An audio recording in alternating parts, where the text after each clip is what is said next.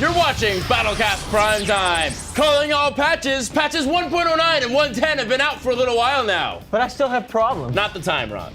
Red Alert 3 has invaded now on all 3 platforms. And 5 great matches from all games. Apoc spouting off your community news in his corner, and one hell of a main event matchup is all coming your way. BattleCast Primetime starts now.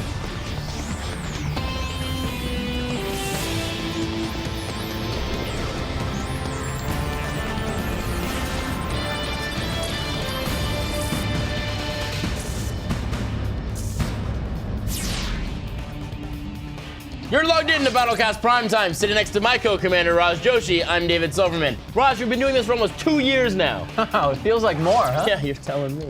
Anyway, on to the news of the month.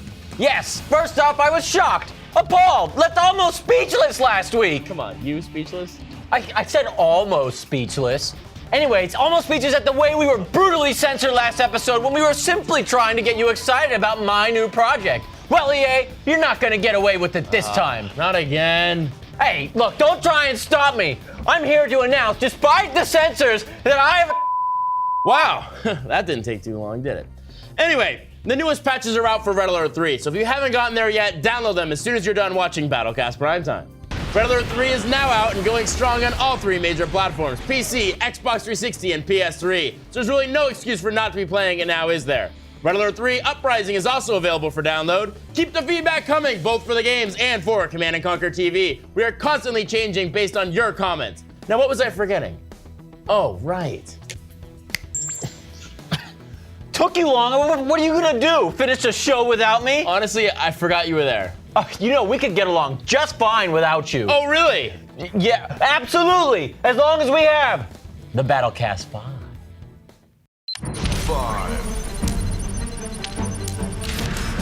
It's CNS Boy as the Soviets taking on Blue Alert 3's allies on Cabana Republic. As S-Boy expands throughout the map, Blue Alert launches a classic Allied Riptide strike. With the javelins inside, the Allies drop First Blood, taking out S-Boy's tech structures before turning to the Soviets' only land expansion, which falls just as quickly.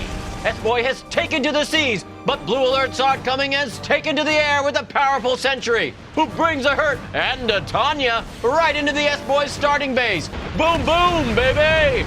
Blue Alert's astonishingly fast tech-up gets more sentries in the air and begins carpet-bombing S-Boy's expansion. No amount of bullfrogs is gonna make up for this teching deficit, folks, and this game is over for CNS Boy. 4. It's a GDI nod slug out between Cloverfield and Aeonian on Small Town, USA.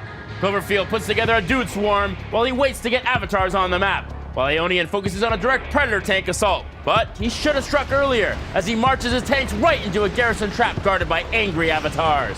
Aeon makes a full retreat back to his base just in time to get stopped by a flanking army of rocket troops and more pesky avatars.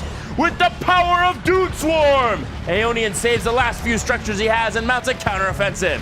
Taking a lesson from the enemy, the GDI forces flank to the side, but are pushed back yet again. With evenly matched armies and dwindling Tiberium, Aeonian decides to wait this one out, hurtling in the southeast field with countless Guardian cannons and letting Cloverfield's avatars fall one by one in his perimeter.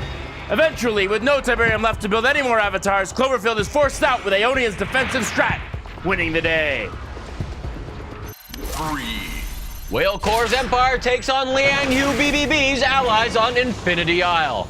Both players take their respective tech structures early, giving them a small econ boost for early attacks. But it's Liang Hu who makes the most of his bonus, driving an IFV force straight up the ridge and into Whale Corps' base. The Allies claim a Japanese harvester, but are rolled by a couple of tsunamis. Great minds think alike, so the next move for both players is claiming the central ridge. 2 MCVs face off on the ridge, battling with base defenses, but the Allies have a clear advantage since their defenses can fire as soon as they are deployed. Multi-gunner turrets chase Whale Corps' MCV off the ridge, and map control is looking bad for the Empire. And to make the day even worse, here comes Tanya! With all of his unit-producing structures gone, Whale Corps' last chance is his Tengu strike force, which takes out all of Liang's structures except the Central Ridge infantry base. Now all Liang has are dudes, and all Whale Corps' got are Tengus. You can guess how this one turns out, folks. The might of the Empire squeaks out a win against this aggressive Allied player. 2. And now for some Kane's Wrath action, we go to Sin's GDI versus GOP's Nod on Tournament Rift. This one starts classic, boys. Predators versus Scorpions for control of the central Tiberian field. Sin thinks those resources are his, so he sets up shop, but gets stuck defending his forward base from constant Scorpion stings and Vertigo bombers. Sin doesn't let these distract him, though, as he gets a storm of hammerheads into the air to bite a chunk out of— holy cow! GOP saw it coming and drops those hammerheads out of the sky! Avatars make a move on that forward base, and Sin finally loses his expansion. But back at his home base, he's being kicked around by biker gangs. Where did all those extra resources go? Well, I'm glad you asked. Into a Marv, but it's useless, boys, without anything to back it up, and his epic unit falls to GOP's well-timed Venoms. Sin kisses his chances at victory. Goodbye. Our number one showdown this month is between Sense Fails Empire and Molly's allies on Cabana Republic. Sense plays a classic Empire game, rushing dojo cores and teching quickly to a mecha bay at his base. Molly is a little more unconventional, teching up and pushing an early game cryocopter out of his airfield.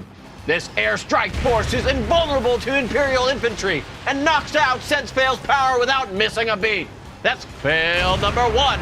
He gets some strikers on the map, but Molly's already moved his MCV just outside of Sense Fail's base and put up 1, 2, 3, and 4 multi-gunner turrets to push Sense off the water. That's fail number 2. Sense counters with tsunamis and runs smack into a fleet of assault destroyers. That's a fail number 3. 3 fails, but all's not lost. Sense gets them late to the party shoguns on the seas and forces a retreat by Molly's depleted naval forces and MCV.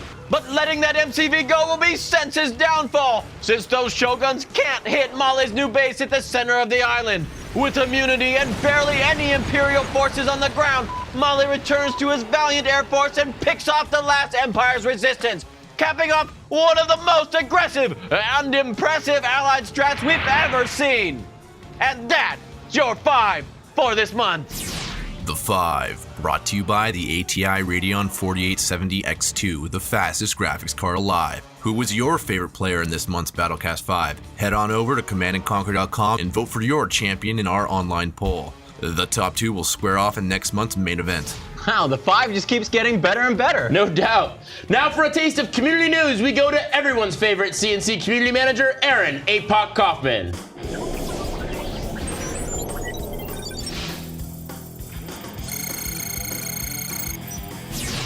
Hey, what's up all you Command & Conquerors? This is Aaron APOC Kaufman, your official C&C community manager. I want to kick things off by talking about something that's a little near and dear to my heart. That's the World Cyber Games. We are pissed off, we are angry that we are not in the World Cyber Games this year, but it means we're even more fired up because Ladder Season 3 is starting on May 1st, and it's going to play host to Red Alert 3 and Kane's Wrath. This Ladder Season tournament will go on for 3 months. It's going to include over $10,000 in cash and prizes, and even cooler, it's going to have an epic grand finale at the Gamescom convention in Cologne, Germany. Sean Teeter is going for the three-peat, baby. Will he do it? You'll have to join the Ladder Season to find out. The guys over at FileFront.com pulled off a last-minute heroic. They saved CNC-Files.com from going under. CNC-Files.com is one of our most beloved fan sites of the last 5 years. They've built up a huge collection of files, and I'm talking huge. This is bigger than the Metropolitan Museum in New York City, man. From downloadable mods to screenshots to videos dating all the way back to 1995. If you want to find any CNC file you could ever imagine, you've got to visit CNC-Files.com. Oh, and by the way, the site is run by my good friend, John W.E., who likes to take the claim of being the world's #1 CNC fan. And here's a little video he made to show you just why.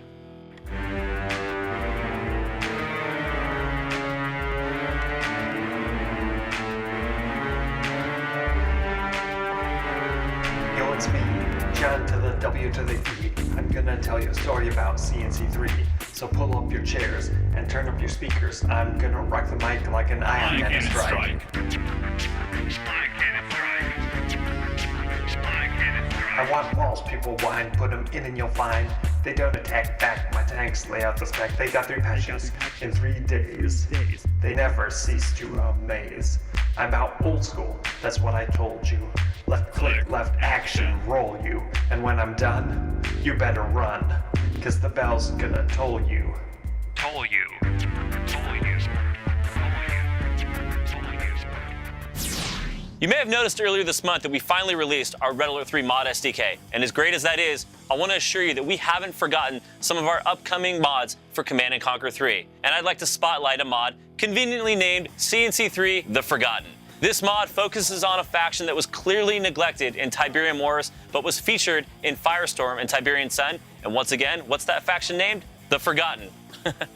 The story revolves around a ragtag army led by a leader named Salvador Tragon. He's not quite as cool as Kane, but he's totally badass. And he's gonna lead you and the army of the Forgotten into the most brutal war in human history. Not only does this mod include a new set of unit structures and missions, but it also introduces a new Tiberium lifeform mechanic called Beastmasters. And if you want to learn more about C&C3 The Forgotten, you can visit them at theforgotten.cnclabs.com. All right, ladies and gentlemen, it's APOC's last call, and I'm going to spotlight something that you would never expect. Genius modder Nierguds has created patch version 1.06 for the original Command & Conquer Tiberian Dawn. It's absolutely amazing. This new patch introduces a slew of bug fixes, graphical updates, and mission fixes, and he's also brought about some new features to the original game.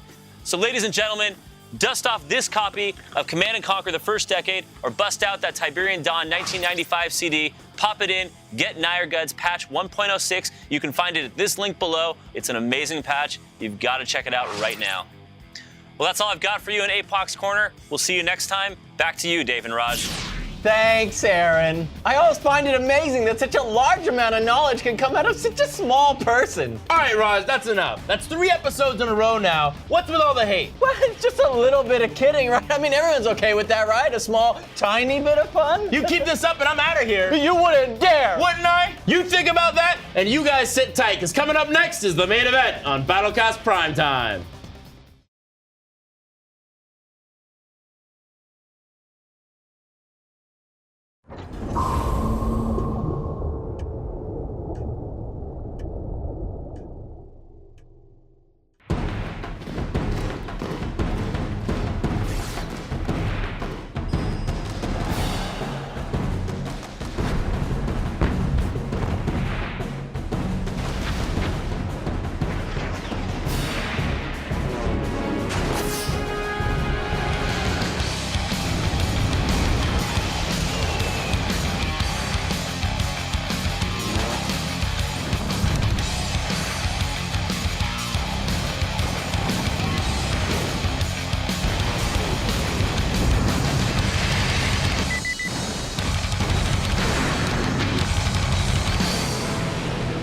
Back to work, Commander.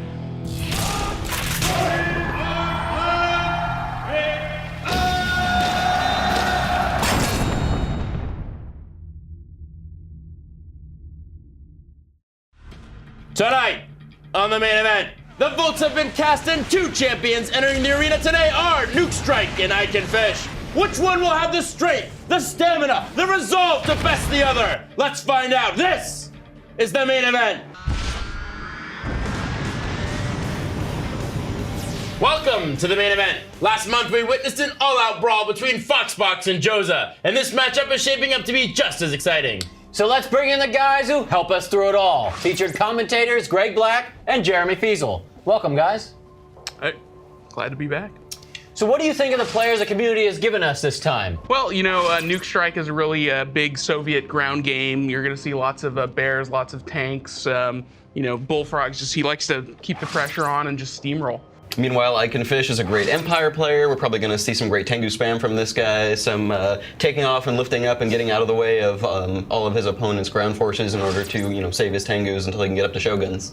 You know, the interesting thing, guys, is last month I Can Fish actually used a heavy air assault to barely win, while Nuke Strike actually went for a lot of an anti-air approach. So you got a guy with air, anti-air, going up again. What can Fish do to jump out of the frying pan?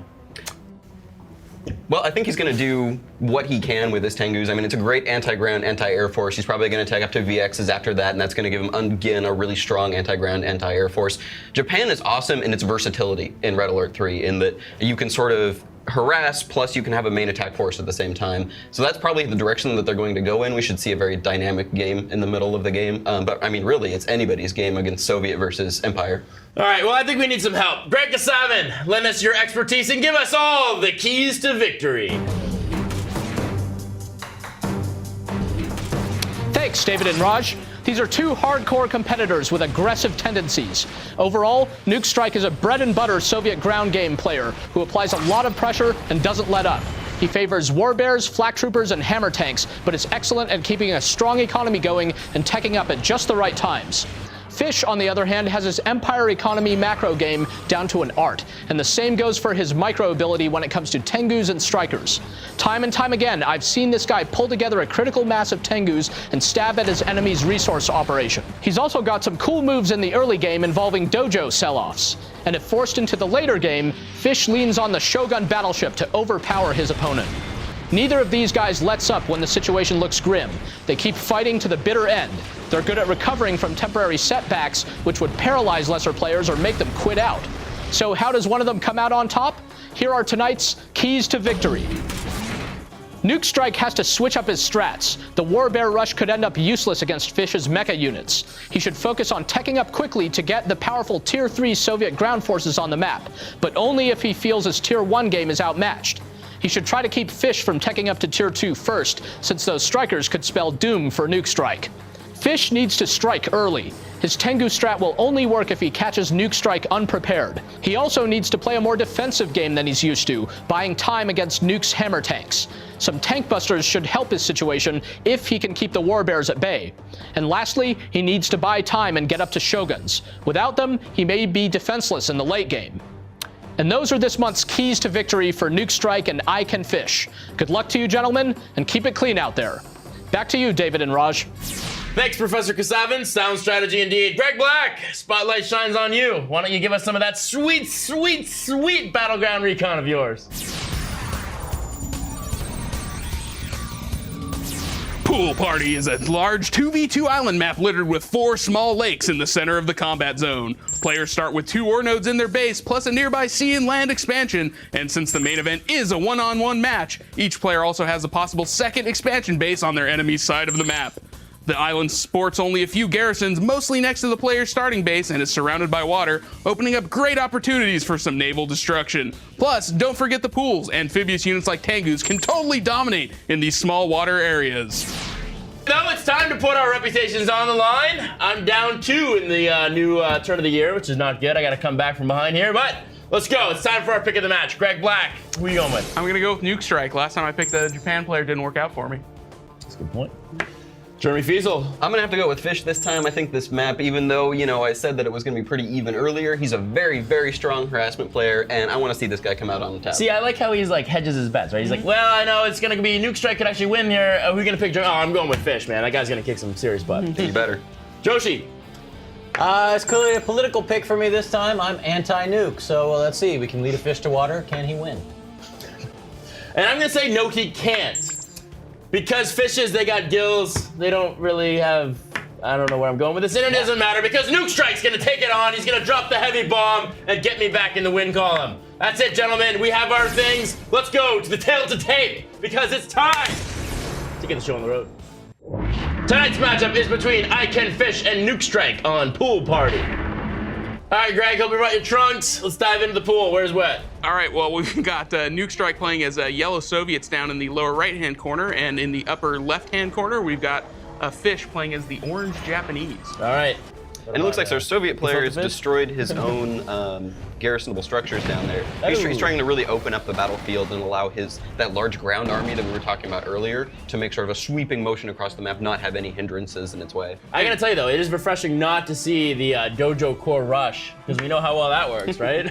So we've got our first hammer tank rolling out along with Nuke Strike's MCV headed towards the center of the map for that expansion. So I'm noticing an interesting observation in the past couple matches that we've seen in the new format of the main event. Like, everyone moves the MCV. It's all about pack up my base, move it somewhere else. Is that a Red Alert thing that you designed for? Or? It was kind of a happy accident, actually. What came of it is, or how it came to be is people kept complaining to me during development that the MCV didn't have enough hit points. So I just kept giving them more and more and more.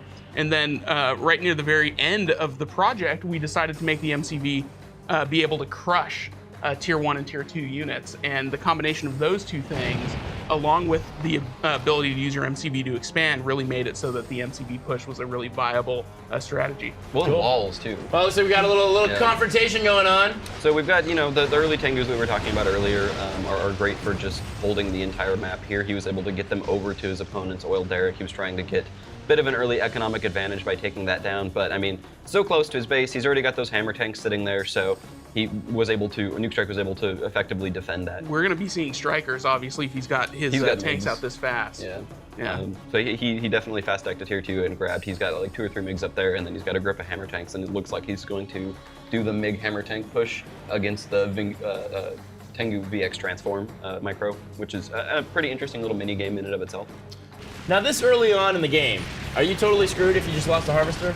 No, not at all, especially with the number of refineries that these guys have up. They should be able to take a hit of a harvester here and there and recover from it pretty easily. Okay, we're going Navy in Japan. Yeah, Looks and like you see boat action.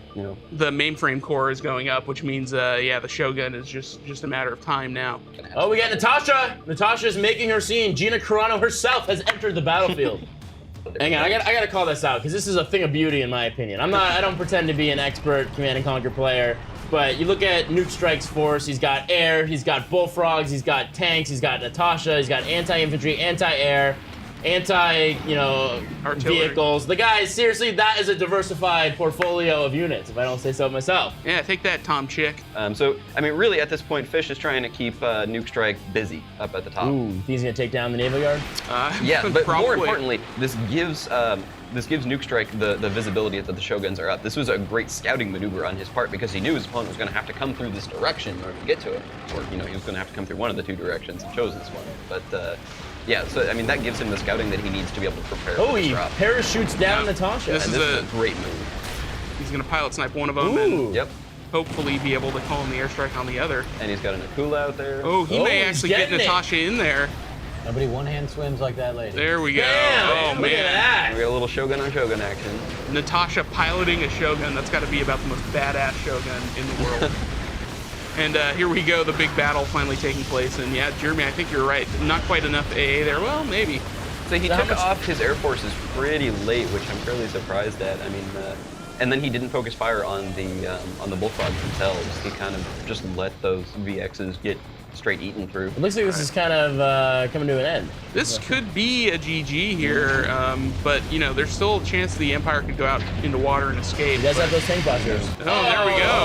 GG. Wow, that didn't take too long. Hey, there you go. We're back in the game, buddy. Black, yeah. Very nice, black very nice. on top. The colors went over to the non-colors. Whatever. Nuke Strike turned Ike and Fish into sashimi. Big deal. That's right. A little sushi for us and a little loss for you guys. Yeah, nothing wrong with that. Greg Black, what would you say was the play of the match? I gotta say, I think the play of the match was Natasha pilot sniping and then taking over was pretty Shogun. badass. That was really what Fish needed to win the game, and Natasha just shut it down. And It seemed pretty one-sided from the beginning. I mean, I'm no expert, as we all know, but it seemed like, Nuke Strike was just building and had the right force. Yeah, it didn't seem like Fish, to me anyways, was doing quite enough harassment on Nuke Strike to sort of prevent him from getting that giant, that giant clump of tanks just rolling across the map. I don't know. What do you think, Jeremy? Well, the harassment that he was doing was relatively ineffective, and that was the major problem. He tried attacking his main base, he tried attacking his oil derricks, but he always attacked it from the land side, which is really odd. I mean, you usually see the Empires coming in from out to sea and then using that amphibiosity